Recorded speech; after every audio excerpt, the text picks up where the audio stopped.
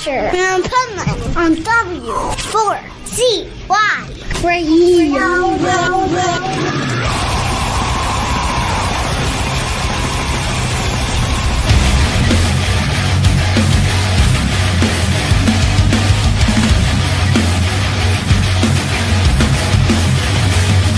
Hey there, it's Pipeman, the Adventures of Pipeman, W4CY Radio, and I am super excited because I am about to witness, and I'm going to show it to you, the long-awaited press conference at Hellfest 2025 of one of my favorite bands, Savatage.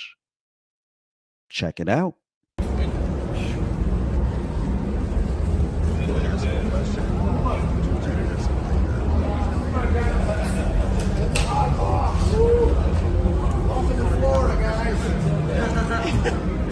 Florida in the house. Florida!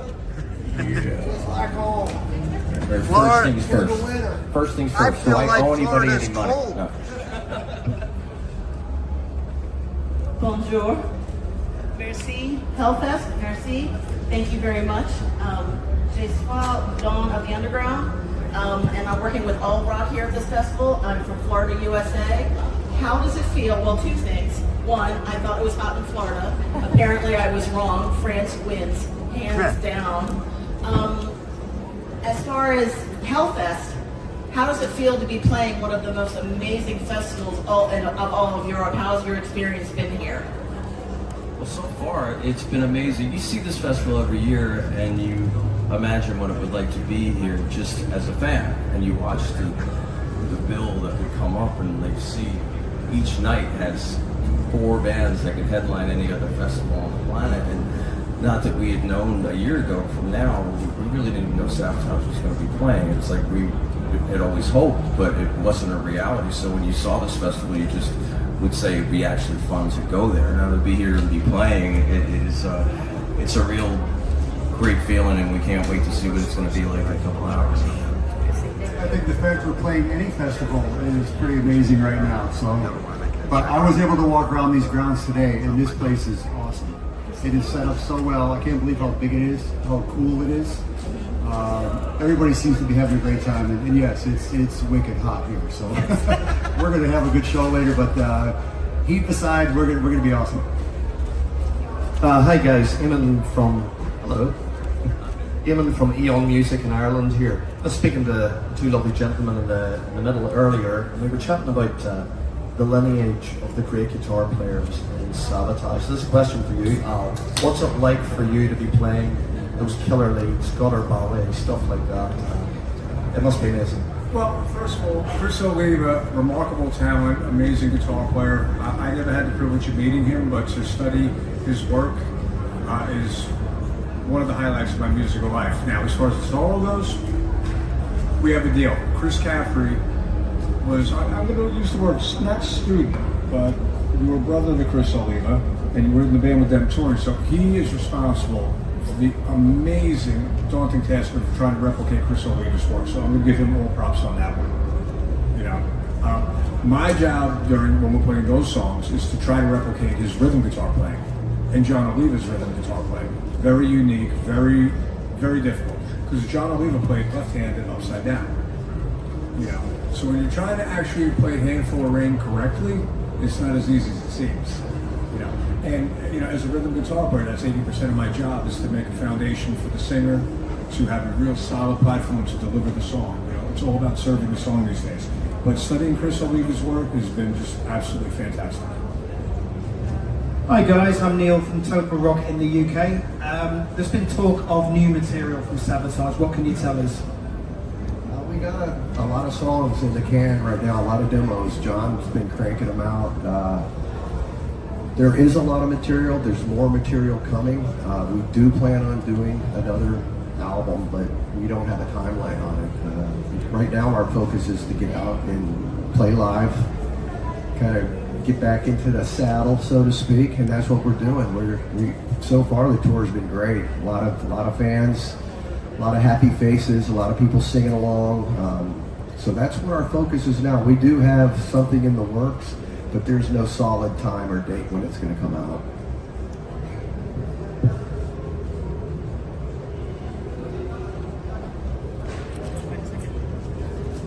looks like it's me. Hi guys, I'm Elisa from the Road to Rock in the UK. It's lovely to have you over here. Thank you for coming. You guys have such a great history behind you. How have you found the music scene changing over the years, and what is the secret to still being here, still going after all this time? Well, I think the secret is the music itself. You know, what Paul and John and Clisson created years ago is something that's truly unique. Even when they were a four-piece metal band, nobody sounded like Savatage. When Paul O'Neill came aboard, and between his lyrics and his production ideas and adding orchestration and concepts and this and that, regardless of what has happened in the music scene, in the metal scene, whatever scene, Savatage has kind of maintained its own thing. And I think that is really what's helped bring us back right now. That music is just so unique and so true to itself. I can't get over talking about Paul's lyrics because they connect with so many people on so many different levels. We hear all the time about, you know, the song "Believe Saved My Life," etc., etc. You know, we hear that almost every show from several people. So there's something really, really magical about what those guys created years ago. And, you know, as far as us sitting up here, we're all just so fortunate to be part of that and carrying this on. The band has gone through a lot of changes over the years. But one thing that's been true is the music, is the lyrics, and the meaning behind it. And that's why we're here today. We just carried this on. I have another quick question for you. You may, if you have walked around the site, seen the enormous statue of Lemmy here. I'm sure everybody has a Lemmy story. Are you prepared to tell us your Lemmy story? Well, I had the opportunity, we were playing, I think it was Mind Over Matter in Austria in 2001, and I looked on the side of the stage, and Johnny's, one of his first years out with Savatage, the band had toured with Motorhead on the tour. That was his first one, I believe, that he had done with the band, and they loved watching Clisson.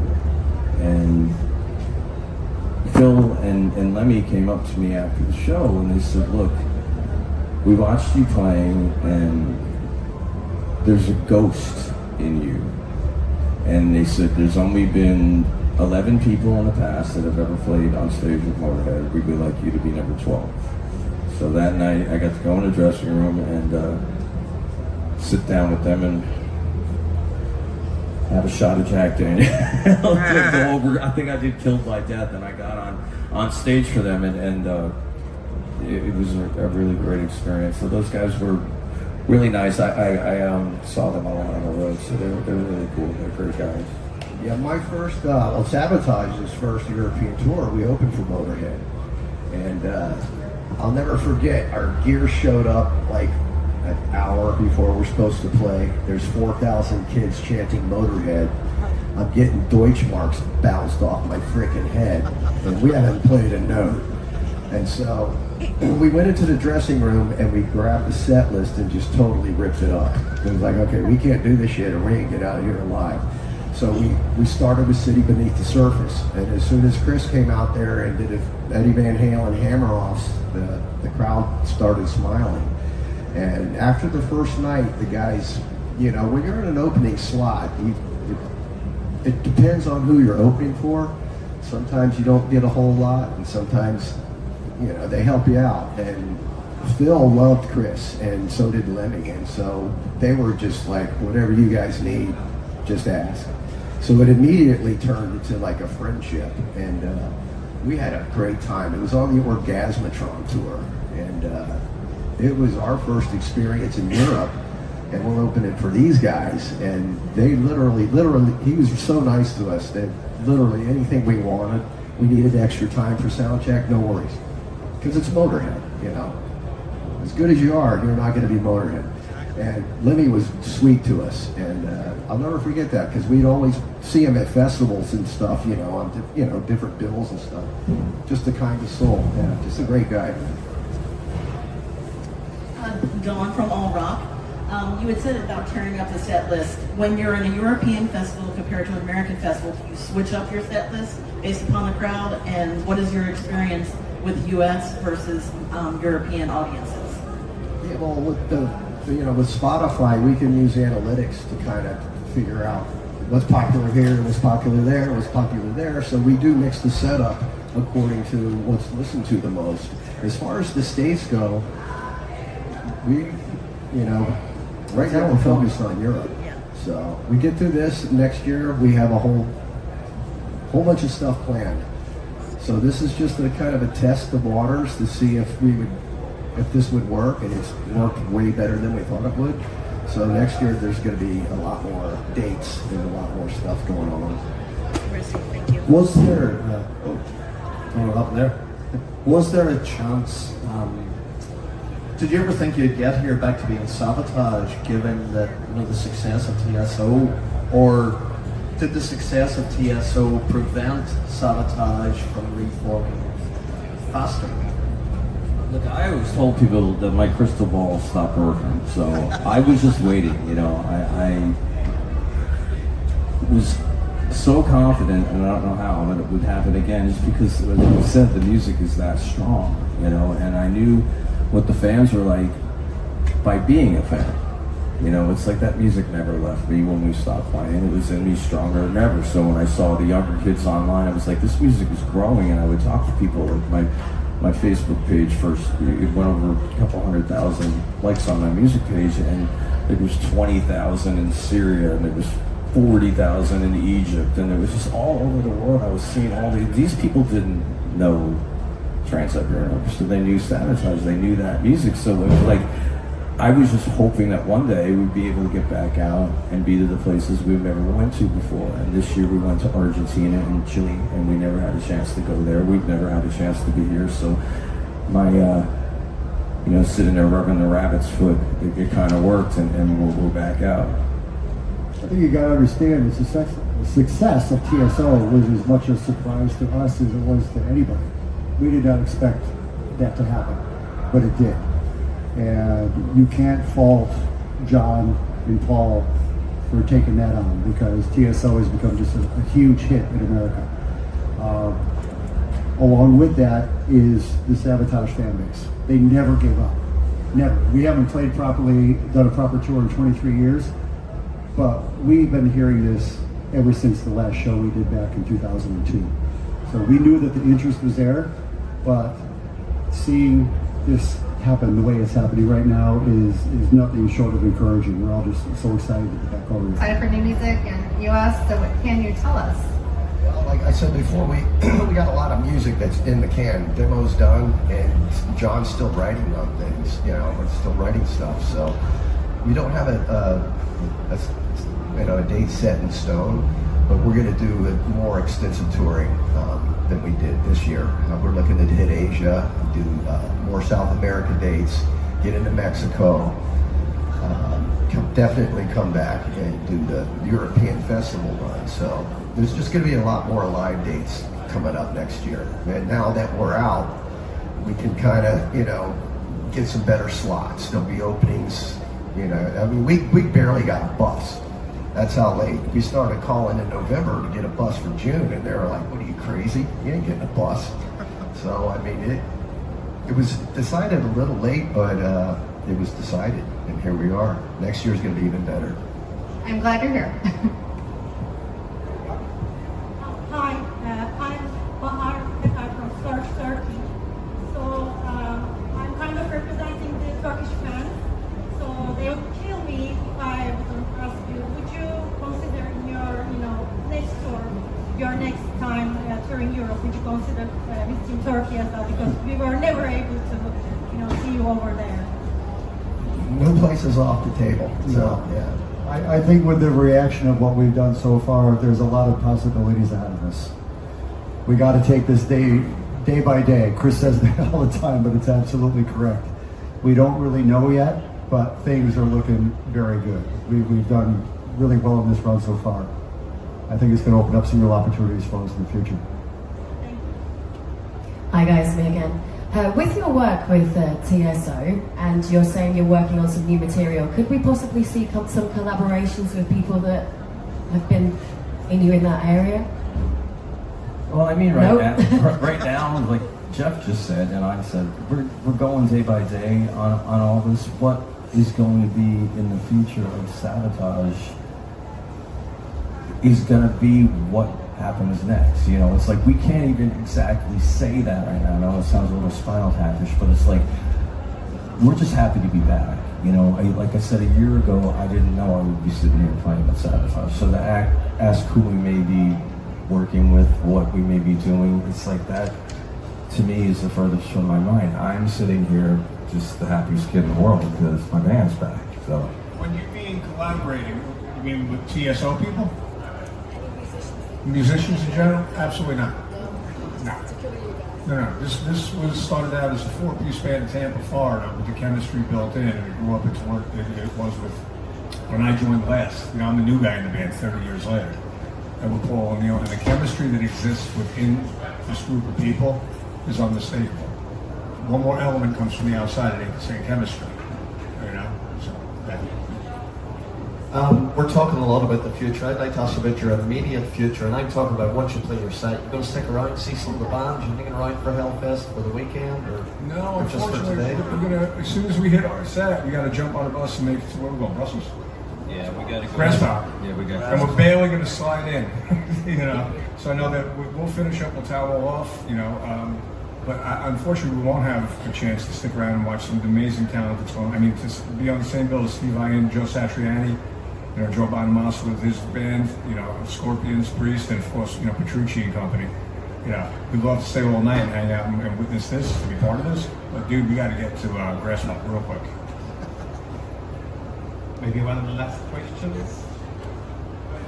Yeah, anybody else? Or not? No, we're good? All right, the Easy Bake Oven is now closed. Thank you, guys. Thank you all. Thank you, guys.